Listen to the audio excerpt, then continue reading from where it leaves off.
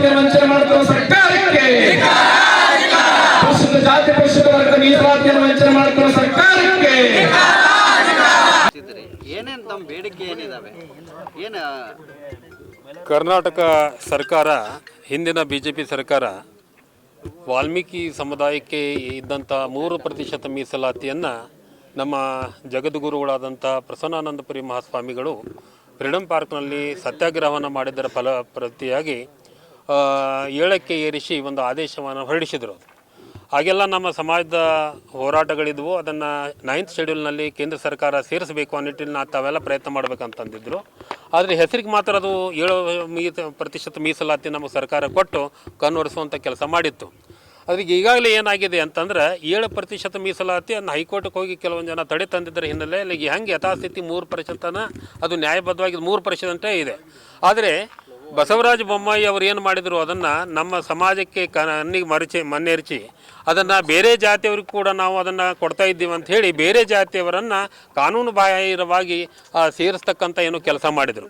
ಆ ನಿಟ್ಟಿನಲ್ಲಿ ನಮ್ಮ ಸಮುದಾಯವನ್ನು ಇವತ್ತು ಕಾಡ್ತಿರ್ತಕ್ಕಂಥದ್ದು ಏನಪ್ಪ ಅಂತಂದರೆ ನಕಲಿ ಸರ್ಟಿಫಿಕೇಟ್ ಪ್ರಮಾಣ ಪತ್ರ, ಜಾತಿ ಪ್ರಮಾಣ, ನಮ್ಮ ಜಾತಿ ಹೆಸರಿನ ಮೇಲೆ ಬೇರೆಯವರು ಪರಿಶಿಷ್ಟ ಪಂಗಡದ ಪ್ರಮಾಣ ಪತ್ರಗಳನ್ನು ಪಡಿತಾ ಇದ್ದಾರೆ. ನಕಲಿ ಜಾತಿ ಪ್ರಮಾಣ ಪತ್ರಗಳ ಹೆಚ್ಚಳ ಈಗಾಗಲೇ ಭಾಳಷ್ಟಾಗಿದೆ. ಆ ಹಿನ್ನೆಲೆಯಲ್ಲಿ ಕರ್ನಾಟಕ ರಾಜ್ಯಾದ್ಯಂತ ಹೋರಾಟಗಳನ್ನು ಮಾಡಿಕೊಂಡು ನಮಗೆ ಅನ್ಯಾಯ ಆಗಿದೆ, ಈ ವಾಲ್ಮೀಕಿ ಸಮುದಾಯಕ್ಕೆ ಅನ್ಯಾಯ ಆಗಿದೆ, ನಮ್ಮ ಸಮುದಾಯಕ್ಕೆ ಅನ್ಯಾಯ ಆಗಿದೆ ಅಂಥೇಳಿ ನಮ್ಮ ಮರಪ್ಪ ನಾಯಕ್ ಮಗ್ದಂಪುರ್ ಮತ್ತು ಶ್ರವಣ್ ಕುಮಾರ್ ನಾಯ್ಕನ್ನವರು ಇವರೆಲ್ಲ ಒಂದು ತಂಡ ಕಟ್ಟಿಕೊಂಡು ಇಡೀ ರಾಜ್ಯಾದ್ಯಂತ ಹೋರಾಟ ಮಾಡಿದರ ಹಿನ್ನೆಲೆಯಲ್ಲಿ ಆಯಾ ನಮ್ಮ ಶಾಸಕರ ಏನು ಒಂದು 15 ಮೀಸಲು ಕ್ಷೇತ್ರಗಳಿವೆ. ವಾಲ್ಮೀಕಿ ಸಮುದಾಯದ 15 ಜನ MLAಗಳಿದ್ದಾರೆ.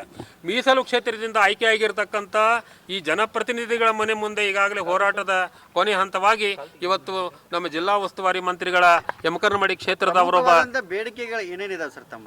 ನಮ್ಮ ಮುಖ್ಯವಾಗಿ ಬೇಡಿಕೆ ಇರತಕ್ಕಂಥದ್ದು ನಕಲಿ ಜಾತಿ ಪ್ರಮಾಣ ಪತ್ರಗಳನ್ನು ಕಟ್ಟುನಿಟ್ಟಾಗಿ ತಡೆ ಹಿಡಬೇಕು. ಅದನ್ನು ರದ್ದು ಈಗಾಗಲೇ ಲಕ್ಷಾಂತರ ಜನ ಅದನ್ನು ನಕಲಿ ಜಾತಿ ಪ್ರಮಾಣ ಪತ್ರಗಳನ್ನು ಪಡೆದುಕೊಂಡಿದ್ದಾರೆ. ಅವರ ತಳವಾರ ಹೆಸರಿನ ಮೇಲೆ ನಕಲಿ ಜಾತಿ ಪ್ರಮಾಣ ಪತ್ರಗಳನ್ನು ಪಡೆದುಕೊಂಡಿದ್ದಾರೆ. ಏನು ಲಕ್ಷಾಂತರ ಜಾತಿ ಪ್ರಮಾಣ ಪತ್ರಗಳನ್ನು ಪಡೆದಿದ್ದಾರೆ ಅವರು ಸರ್ಕಾರ, ರಾಜ್ಯ ಸರ್ಕಾರ ಕೂಡಲೇ ಅವುಗಳನ್ನು ರದ್ದು ಮಾಡಬೇಕು. ಮತ್ತು ಯಾರು ಅಧಿಕಾರಿಗಳನ್ನು ಅವನ್ನ ಇಶ್ಯೂ ಮಾಡ್ಯಾರ, ಸರ್ಟಿಫಿಕೇಟ್ಗಳನ್ನು ಕೊಟ್ಟಾರ, ಅಧಿಕಾರಿಗಳ ಮೇಲೆ FIR ಆಗಬೇಕು.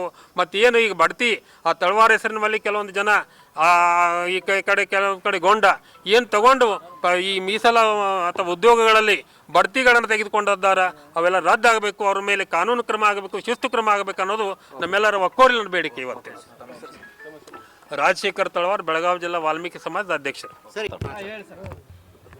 ಏನು ರಾಜ್ಯದಲ್ಲಿ ಪರಿಶಿಷ್ಟ ಪಂಗಡದ ಮೀಸಲ ಕ್ಷೇತ್ರದಲ್ಲಿ ಗೆದ್ದಿರುವಂಥ 15 ಶಾಸಕರುಗಳ ಮನೆ ಮುಂದೆ ಸಾಂಕೇತಿಕ ಧರಣಿಗಳನ್ನು ಹಮ್ಮಿಕೊಂಡಿದ್ದೀವಿ ಉತ್ತರ ಕರ್ನಾಟಕದ ವಾಲ್ಮೀಕಿ ನಾಯಕರ ಸಮಾಜದ ವತಿಯಿಂದ.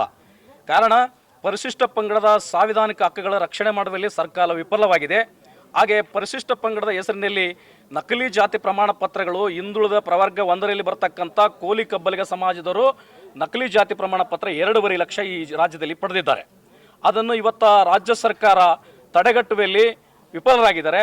ಹಾಗೆ ಮತ್ತು ನಮ್ಮ ಪರಿಶಿಷ್ಟ ಪಂಗಡದ ಮೀಸಲಾತಿಯಲ್ಲಿ ಗೆದ್ದಿರುವಂಥ 15 ಮಂದಿ ಶಾಸಕರುಗಳು ಶಾಸನ ಸಭೆಯಲ್ಲಿ ಧ್ವನಿ ಎತ್ತಿ ಈ ನಕಲಿ ಜಾತಿ ಪ್ರಮಾಣ ಪತ್ರಗಳ ತಡೆಗಟ್ಟುವಲ್ಲಿ ವಿಫಲರಾಗಿರೋಂಥ ಒಂದು ಕಾರಣಕ್ಕಾಗಿ ಶಾಸಕರೇ ಶಾಸನ ಸಭೆಯಲ್ಲಿ ಧ್ವನಿ ಎತ್ತಿ ಮಾತಾಡಿ ಅಂತೇಳಿ ಅವರ ಮನೆ ಬಾಗಿಲಿಗೆ ಬಂದು ಇವತ್ತು ಧರಣಿ ಮಾಡೋದ್ರ ಮುಖಾಂತರ ನಮಗೆ ನ್ಯಾಯ ಪಡ್ಲಿಕ್ಕೆ ನಾವು ಬಂದಿದ್ದೀವಿ ಸರ್.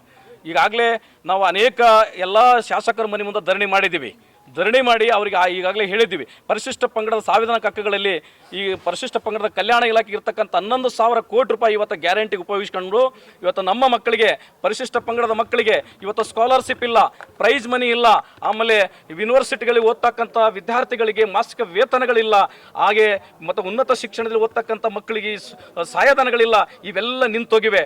ಹಾಗಾಗಿ ನಮ್ಮ ಪರಿಶಿಷ್ಟ ಪಂಗಡದ ಶಾಸಕರುಗಳು ಇವತ್ತು ವಿಫಲರಾಗ್ಯಾರ. ಆ ವಿಫಲರಾದ ಕಾರಣಕ್ಕಾಗಿ ನಮ್ಮ ಉತ್ತರ ಕರ್ನಾಟಕ ಭಾಗದಲ್ಲಿ ನಕಲಿ ಜಾತಿ ಪ್ರಮಾಣ ಪತ್ರಗಳಿಂದ ವಸತಿ ಶಾಲೆಗಳು ತಪ್ತಾ ಇದ್ದಾವ. ಆಮೇಲೆ ಉನ್ನತ ಶಿಕ್ಷಣದಲ್ಲಿ ಇರ್ತಕ್ಕಂಥ MBBS ಸೀಟುಗಳು, ಕೃಷಿ ಸೀಟುಗಳು, ಇಂಜಿನಿಯರಿಂಗ್ ಸೀಟುಗಳು ಮತ್ತು ಅದಲ್ಲದೆ ವೆಟರ್ನರಿ ಸೀಟುಗಳು ಎಲ್ಲ ತಪ್ಪಿ ಹೋಗ್ತಾ ಇದ್ದಾವೆ.